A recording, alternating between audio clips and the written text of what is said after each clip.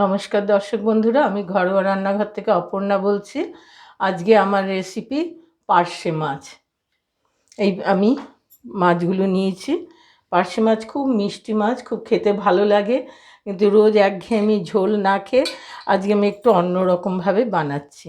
আসুন একটু নুন হলুদ দিয়ে প্রথমে এগুলোকে আমি মাখিয়ে রাখি।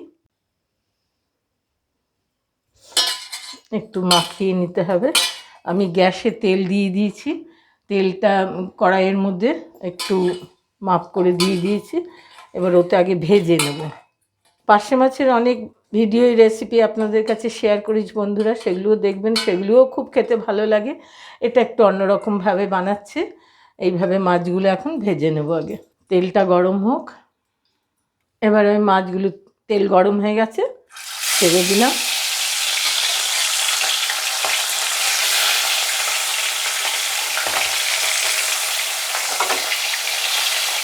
আমি ওই পিঠটা উল্টিয়ে দিয়েছি, এই দিকটা এবার ভাজা হবে। খুব বেশি লাল করে ভাজবো না, মাছের মিষ্টতাটা নষ্ট হয়ে যায়। আর 2 মিনিট হলেই এটা উঠিয়ে নেব। মাছগুলো ভাজা হয়ে গেছে, এই অবস্থায় আমি তুলে নেব। বেশি আর লাল করব না, সুন্দর একটা হালকা লালচে রং হয়েছে। টাটকা মাছ বেশি ভাজতে দরকার পড়ে না।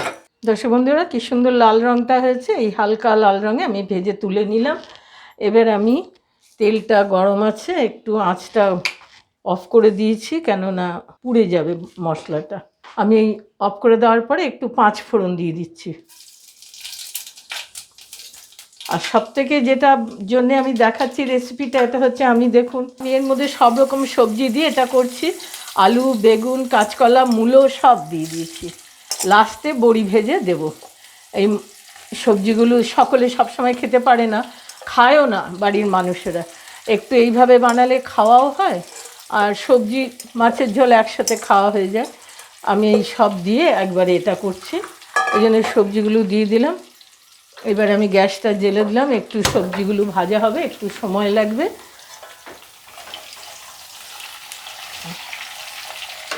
একটু হলুদ দিয়ে দিলাম, পরে হলুদটা আর দরকার হবে না দেওয়ার। একটু হলুদ দিয়ে এটা ভাজা ভাজা করে নেব। এর মধ্যে এবার আদা দিয়ে দিলাম, 1 টিস্পুন মতো আদা।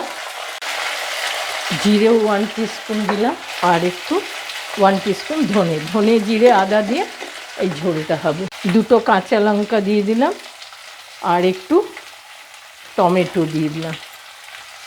সব দিয়ে একসঙ্গে এবার সাঁতলে নেব। মশলাগুলির সঙ্গে সব একসাথে সবজিটা সাঁতলাবো, এই জন্য দিয়ে দিলাম একসাথে।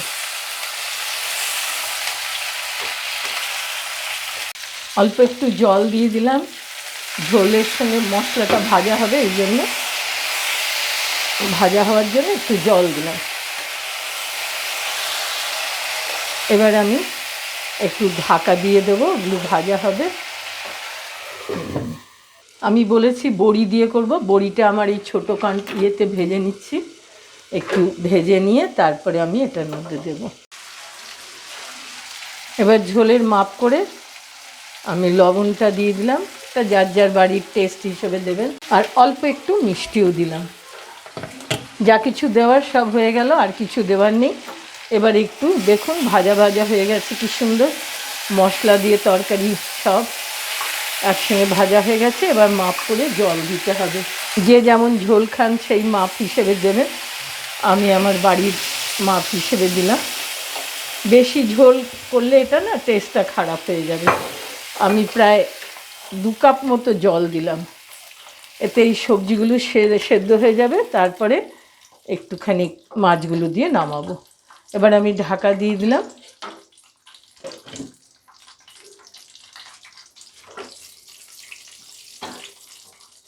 আমার এই ছোটো কন্টেনারে বড়িগুলো ভাজা হয়ে গেল, তুলে রাখলাম। ঝোলটা নামানোর একটু আগে দিয়ে দেবো। দর্শক বন্ধুরা, এটা হয়ে গেছে। আমি এবার ঢাকনাটা নামালাম। সবজিগুলি সব সেদ্ধ হয়ে গেছে। এখন এর মধ্যে আমি বড়িগুলো দিয়ে দেবো, এর সাথে মাছগুলোও দিয়ে দেবো। কেন এটা বেশি ফোটানোর দরকার নেই, মাছটা ভাজা মাছ। 1-2 মিনিট ফুটিয়ে অফ করে দিলেই হবে, তার থেকে বেশি দরকার নেই। পরপর সব সাজিয়ে দিয়ে দিলাম মাছগুলো। এবার আবার ঢাকা দিয়ে রাখবো, একটু ঝোলে এটা নরম হবে, একটু ঢাকে দিই 2 মিনিটের জন্য। দর্শক বন্ধুরা, এই রেসিপিটা ভেজিটেবল ফিশ কারি। বাড়ির মানুষেরা অনেক সময়, বাচ্চারা তো আছেই বাহানা, নানানভাবে সবজি খাবো না, এইভাবে বানিয়ে কেউ ফেলতে পারবে না, দেখবেন সবাই চেটেপুটে খেয়ে নেবে। এবার লাস্ট ইনগ্রিডিয়েন্টসটা দিয়ে দিই, একটু বেশি করে সিজনাল জিনিস, ধনে পাতা, আরও এর স্বাদ বাড়িয়ে দেবে। এটা সবাই খেতে পারবেন। আমাদের বাড়িতে যদি কোনো অসুস্থ মানুষ, একটা হেলদি রেসিপি মাছের, এইভাবে বানিয়ে আপনাদের সঙ্গে শেয়ার করলাম বন্ধুরা। এইভাবে বানিয়ে খাবেন, আমাকে জানাবেন কেমন রেসিপিটা হলো, ভেজিটেবল ফিশ কারি। এবার আমি এটা সার্ভ করছি। দর্শক বন্ধুরা, ভেজিটেবল ফিশ কারিটা বানিয়ে আপনাদের সঙ্গে শেয়ার করলাম। এরকম ছোট মাছ দিয়ে আপনারা সবাই এইভাবেই, অন্যান্য মাছও হবে, ছোট মাছ দিয়েও খেতে খুব ভালো লাগবে। বাড়ির সকলে মিলে ভালোবেসে এই রেসিপিটা খেলে, হেলদি রেসিপি, খেতেও ভালো। আমি পার্শে মাছ দিয়ে করেছি, ছোট মাছ দিয়েও করা যাবে। এরকম একটা হেলদি রেসিপি বানালে এর সঙ্গে আর দ্বিতীয় কোনো সবজির দরকার হয় না, এটা দিয়েই ভাত খাওয়া হয়ে যায়। বন্ধুরা, একটা লাইক করবেন অবশ্যই, আশা করব। আমার রেসিপিগুলো আপনারা ভালোভাবে দেখবেন, কমেন্ট বক্সে জানাবেন, অনেকের সঙ্গে শেয়ার করবেন। নতুন বন্ধুরা যারা আছেন তারা ভিডিওটা দেখে সাবস্ক্রাইব করবেন, বেল আইকনটা অবশ্যই টিপতে ভুলবেন না। আজকের মতো রাখছি, ভালো খাবেন, ভালো থাকবেন।